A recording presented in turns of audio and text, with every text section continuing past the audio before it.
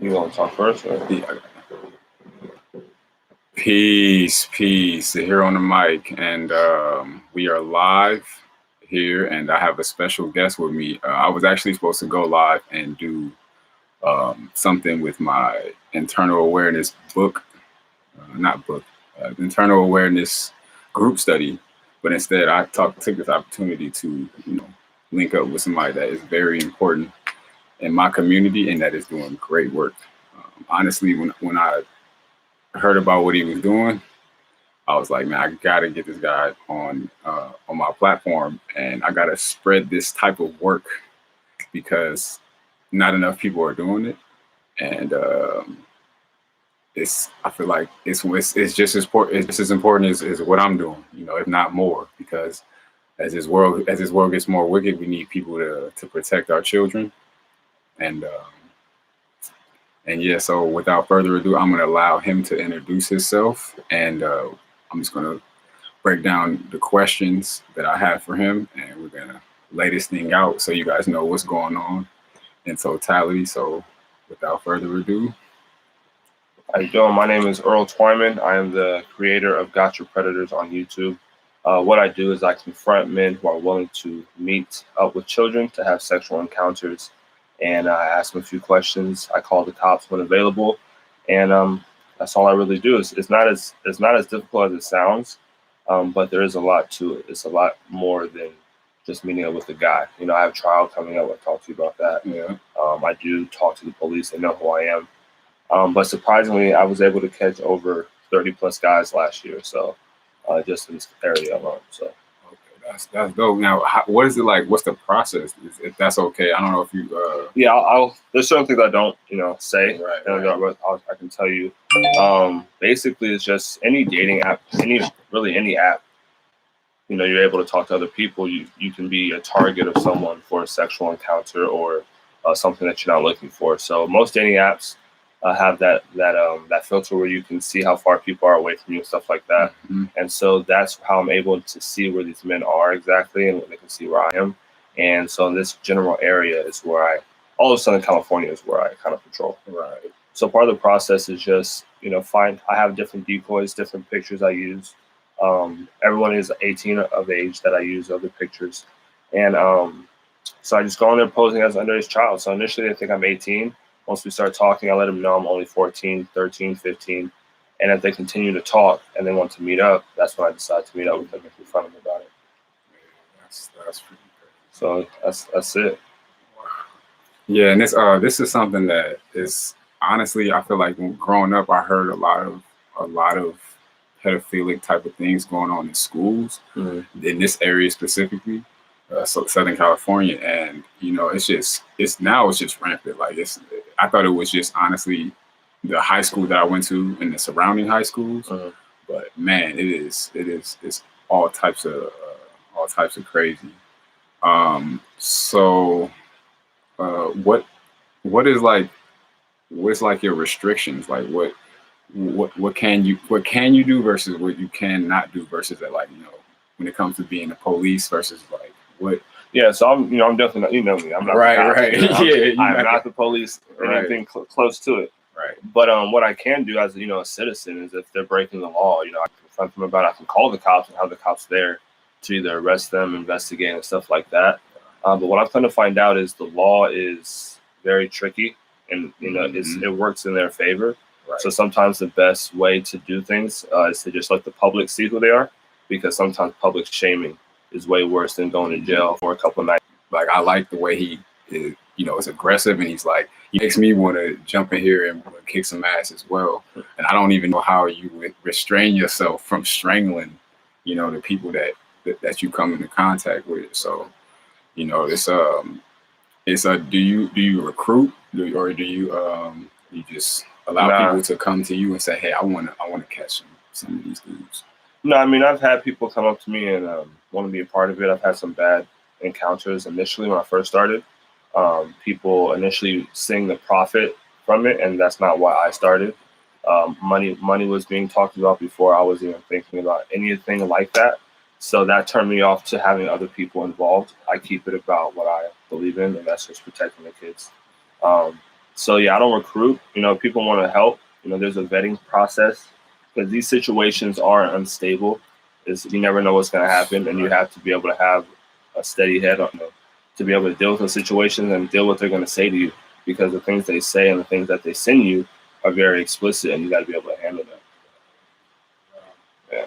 So it's not for everybody. Yeah, definitely. Not for everybody. I was actually trying to put myself in your shoes, and I'm like, you were very quick with your mind. But you know what I'm saying? It seemed like you the video I saw, it seemed like you've been in this game for a while, and you've heard people say the same things, over and over again. So, big ups to you on that, man. And just having that stability and that sternness, and then also able to articulate yourself, while they're coming at you with all types of excuses, without getting upset too, without getting very upset. Because most people can't articulate what they want to say; they just get mad. But in that situation, my main goal is to get them to incriminate themselves. So I let them talk, And so if I'm talking, I'm upset, yelling, or making them feel scared, they're not going to be honest. They're not going to talk to me. So that's why I keep my cool. That's definitely cool. Yeah. But it's definitely God. Like God's there with me because you know me since I was younger. I'm a high-head, bro. So you know me since I was playing ball. So it's like that's I pray before I go, and that's all God because He keeps me calm. Because otherwise, who knows? You know what I mean? Yeah, you never know, man. You never know. Yeah, we pretty much grew up in the same area. We hooped. Was I a senior when you were a freshman? I think so. You graduated. What year you graduated? 12. No, you were actually sophomore. I was senior. Yeah, I was sophomore. Yeah. So, but yeah, he was running the school. You know what I'm saying? When it comes to the hoop thing, I'm like, yo, he's a freshman, and really they was like, oh, whatever you want, whatever. Didn't matter. Give me that. Yeah, man. But anyway, man. But it's crazy how things change. And like when I had my daughters, that was a big thing. Like young when I had my first one, 15, 16. Right. So it took me a while to get that fatherly energy and stuff, at a young age. But as I got older, I was in her life and involved, and now she's 10, bro. I have a 10-year-old daughter. So she was talking about phones and wanting this and the apps and everything is so in her face. So that's what jump-started Got Your Predators, the fact that she's wanting technology. And I know that's kind of an evil place to be. Yeah. Did somebody present this to you, or you actually found it? No, so I was a big fan of To Catch a Predator with Chris Hansen. Oh, okay. Yeah, I was binge watching that, bro. Before I started all this, I was binge watching that because I had quit my job because I got tired of working 9 to 5 and wanted to start something impactful for myself. And so I was just watching, a whole bunch of TV, thinking what I'm going to do. Watching that, my daughter came in talking about she wanted a phone. I saw at this age or that age. I was like, well, let me see what it's like real quick. So I went on there just, posing as a kid. And the next thing I know, a guy wants to meet up 30 minutes later. So that's how it started. It was just me, let me see what happens. And within 30 minutes, my first video happened. You pretty much came up with this on your own. I thought this was like pretty much an organization that you kind of hopped on. Oh, no. Like I was sitting at home. It was raining. My car wasn't working. I didn't have no camera, bro. I just had my phone. And he said, hey, I'll meet you at Seder Brothers. I ran up there. I jogged up there, bro, with my phone. And he was there, so I recorded it. That was my first video. Yeah, it's quite a few videos up there. But I feel like, man, I feel like I want to do something to help, man. Whatever I can do to assist you on this mission. Let me know. You don't have to say it now, but no, like that's what I was, because I took a break with Corona and everything like that. So I was thinking about how I can come back and do it, make it bigger and make it more of a community thing, because the community knows, they know me, they know what I'm doing. But I do need decoys. I need people to hold a camera, just to watch my back to make sure the situation stays a certain way, stuff like that. Because like I do the talking. I know what to say. I know what they're gonna say, So I really it would be people either being in their surroundings or just helping the process be a lot easier. So I don't have to worry about editing and holding the camera, watching my surroundings. I can just get the information, stuff like that. Or if people want to get involved and actually speak to the person and they have a level head, I'm open to that as well, as long as they're on the same idea and path that I'm on. Okay, that's amazing. That's amazing.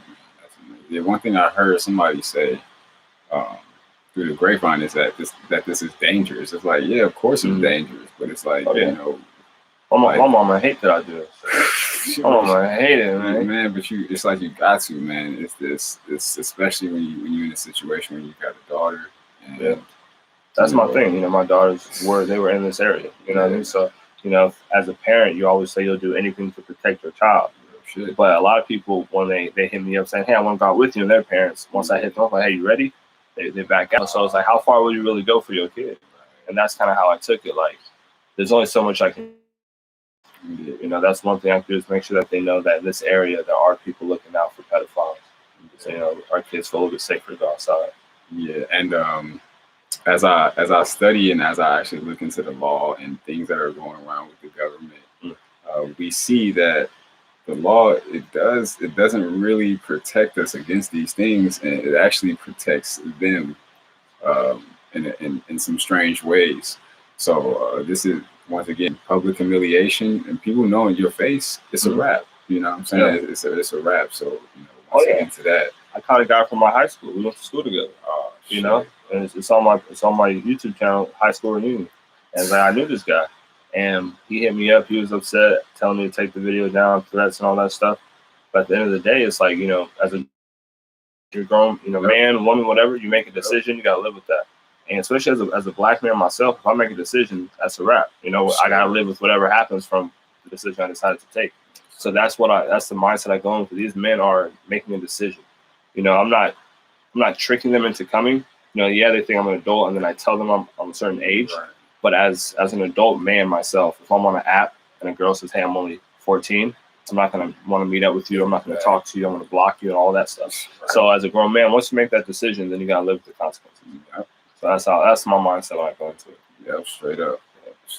Well, that's straight up amazing. And if you don't have much else to say, I can let you be on your way. I just really want to put this out there and let you know that I got your back. Like, if you need a cameraman, if you need somebody, if you need a couple extra, you know, hired guys that, you know, some muscle, I have some people that definitely can support. And, you know what I mean, and be out there with you. Yeah, absolutely. Like, if you know anybody or anyone hits you up from here and wants to, if you know them or vet them, whatever it is, I definitely need more help. You know, it's easy for me to go out there and do it because I've been doing it, you know, because I know what usually happens. Right. 98% of the time, they're not trying to get violent. They're more scared because they thought they're meeting a child and there's this black guy there confronting them. Right. So it's like, I'm willing for all the help I can get because all of us have kids now. You know, you got yours, you know, I got mine. We all have kids. So, yeah, if all parents can come together, then, you know, all the communities will be a lot safer and we don't have to worry about this problem. We got enough to worry about.